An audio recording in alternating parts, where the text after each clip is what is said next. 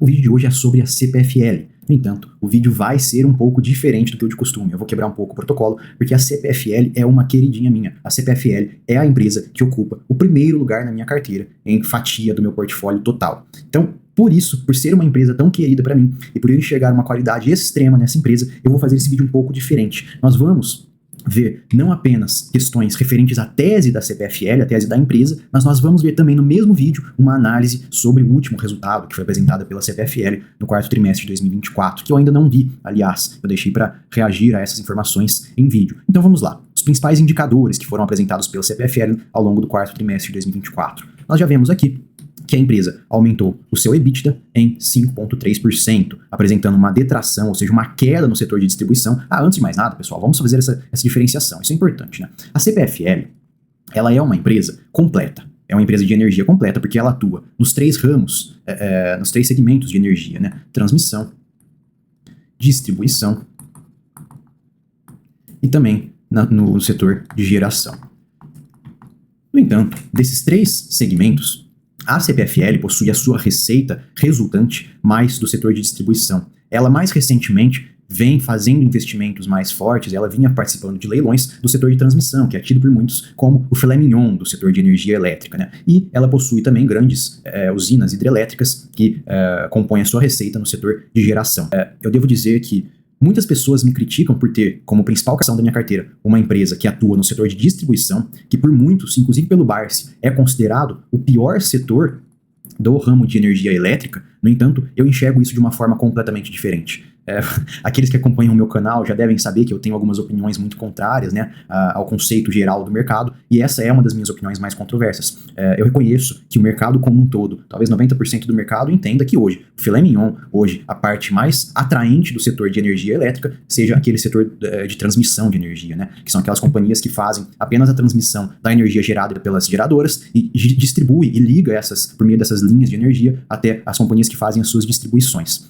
Eu devo dizer que eu tenho esse conceito próprio, porque eu penso que sempre que o mercado faz essas generalizações, sempre que o mercado toma essas ideias como uma verdade absoluta, eu acho que isso acaba se tornando uma oportunidade. Acaba se tornando uma oportunidade para nós que possuímos um viés contrário, tá? O contrário investor, ele vem de uma filosofia de geralmente olhar para onde o mercado não está olhando, porque geralmente quando o mercado está olhando direcionado para um setor, significa que aquele setor muito provavelmente está passando por um momento de euforia, que os preços estão mais altos. Isso acaba criando oportunidades no lado oposto, que é o que eu vejo hoje que está acontecendo no setor de distribuição. Nós temos companhias muito boas que atuam no setor de distribuição de energia no Brasil. É lógico que nós temos um problema muito sério com a distribuição no Brasil, que são os gatos, que são as perdas não técnicas, né? Nós vamos avaliar isso até nesse vídeo, inclusive. Mas temos também o problema de inadimplência, né, dos usuários de energia que não pagam. Isso acaba caindo nas costas, acaba afetando as contas das distribuidoras de energia. No entanto, pessoal, nós temos que lembrar que nem tudo é generalizado no nosso mercado. A CPFL é uma companhia que nós vamos ver, eu vou descer lá no mapa para já abordar esse tema, é uma companhia que ela atua em 2 estados brasileiros, tá? Ela não atua em todos os estados, como a Eletrobras, como a Neoenergia, que possui um braço muito grande, como a própria Equatorial. A CPFL, ela atua no estado de São Paulo e no estado do Rio Grande do Sul. Portanto, são 2 estados que ela concentra a sua atuação.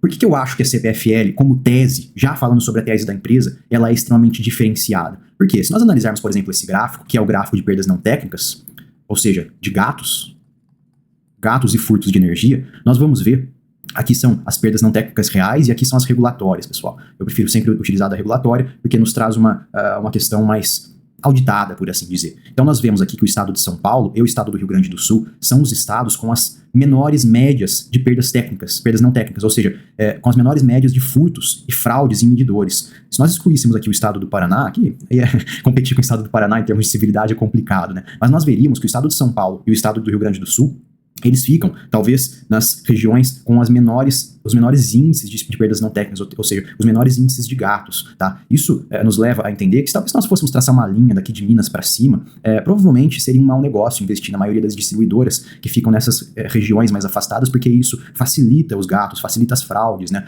Nós já vemos que, de forma geográfica, a CPFL, ela já é uma companhia privilegiada, porque ela encontra a sua operação localizada e centralizada em centros urbanos que apresentam índices de perdas não regulatórias, de perdas não técnicas, ou seja, de gatos menores do que os demais. Portanto, já é uma companhia que apresenta aquilo que eu gosto demais em certas companhias, que é vantagens competitivas, vantagens no setor, maiores entraves. Aquela companhia de distribuição, aliás, nós temos que dizer isso, as companhias de distribuições, elas possuem um monopólio.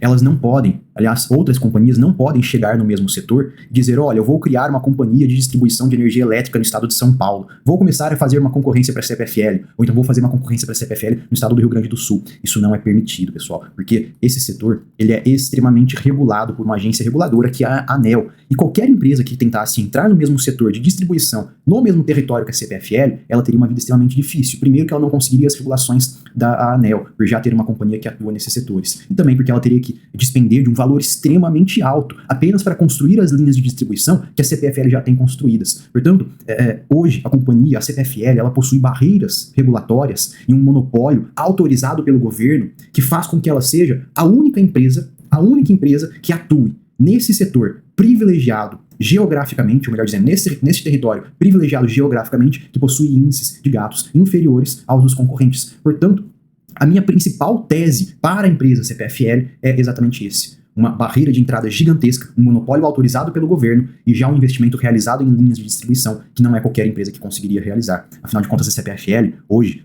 a controladora da CPFL é a companhia State Grid, que é a maior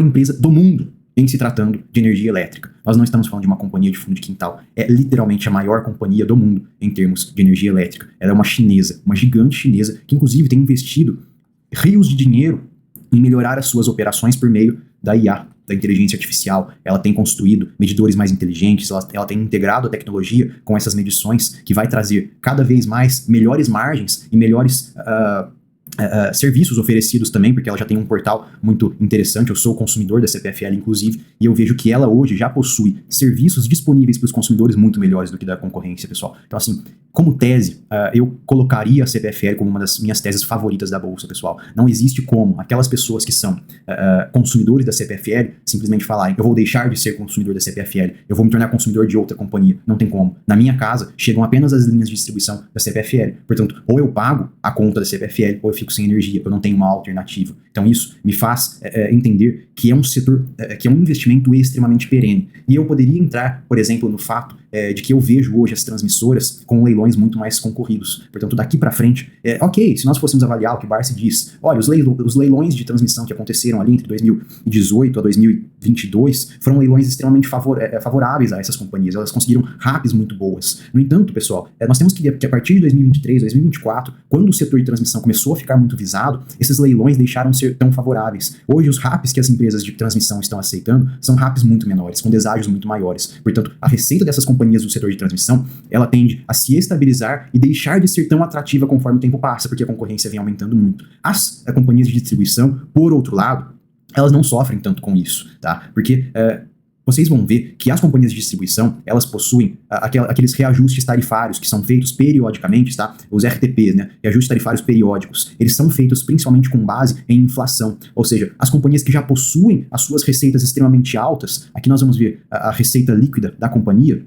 receita operacional líquida da companhia, em um trimestre, ela tem uma receita de 12 bilhões de reais. Portanto, já é uma receita extremamente alta. E trimestre após trimestre, periodicamente, essas companhias, elas têm reajustes que geralmente são feitos, RTPs, né, reajuste tarifário periódico, geralmente são feitos em cima da inflação, quando não acima da própria inflação. Portanto, são companhias que vão oferecer ao investidor que coloca dinheiro nessas companhias, vão oferecer para esses investidores a possibilidade do seu investimento, ou seja, do seu dinheiro, ser reajustado